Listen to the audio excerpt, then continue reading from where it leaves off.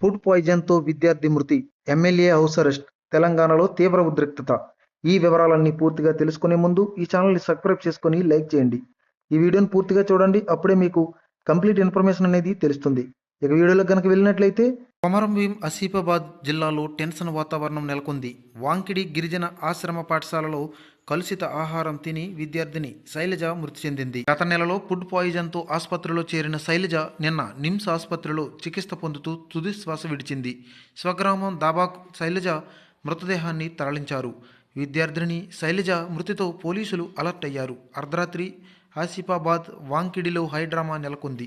శైలజ మృతికి ప్రభుత్వమే కారణమంటూ కుటుంబ సభ్యులు ఆందోళనకు దిగారు. బంధువులు, ఆదివాసీ నేతలను అదుపులోకి తీసుకున్నారు పోలీసులు. దాబా గ్రామంలో భారీ బందోబస్తు ఏర్పాటు చేశారు. దీనిపై దాబా గ్రామానికి బయలుదేరిన ఆసిఫాబాద్ ఎమ్మెల్యే కోవ లక్ష్మిని హౌస్ అరెస్ట్ చేశారు. దీంతో పోలీసులు తీరును నిరసిస్తూ ఇంటి ఎదుట ధర్నాకు దిగారు కోవ ఎమ్మెల్యే కోవ లక్ష్మి.